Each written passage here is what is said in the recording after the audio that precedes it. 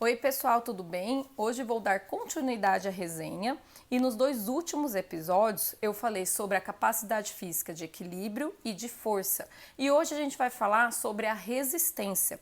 A resistência ela é uma capacidade física que nos permite fazer um determinado esforço, um movimento por um período considerável, suportando aquela fadiga e aquele cansaço, sem perder a qualidade, a técnica de movimento.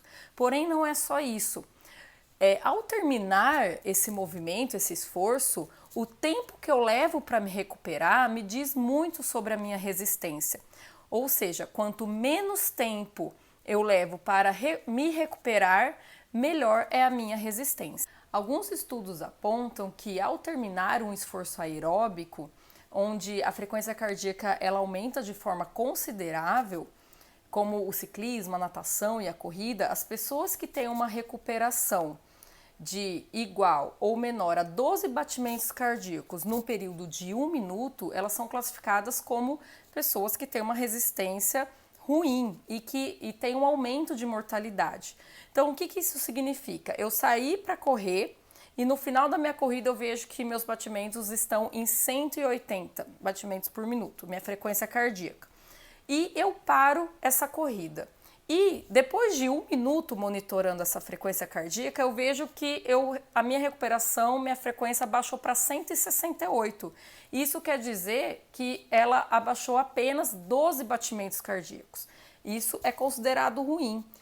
O normal, algo mais saudável, seria uma recuperação de 30 batimentos cardíacos, ou seja, de 180 no período de 1 minuto e para uns 150 batimentos cardíacos por minuto. E nós temos a resistência aeróbia e anaeróbia. A resistência aeróbia é a quantidade de oxigênio inspirado é menor do que a quantidade de oxigênio exigido num treino, num movimento. Como, por exemplo, os maratonistas. O tanto de ar, de oxigênio que eles colocam para dentro do corpo deles é o suficiente para eles manterem aquela atividade por longo período. E a resistência anaeróbia é aquela que o oxigênio inspirado é menor do que o necessário para manter aquele movimento. É o caso dos sprints finais da maratona. Então, o maratonista está lá correndo, ele vê a chegada e dá um sprint, ele aumenta a velocidade dele. O tanto de ar que ele precisa para manter essa intensidade não é suficiente, por isso que ele faz isso no final e que ele não consegue fazer esse tipo de atividade por um longo período. E quando a gente fala em resistência, ela não acontece só nos exercícios, nos treinos aeróbios, mas também nos anaeróbios, como as modalidades de musculação e de treinamento resistido.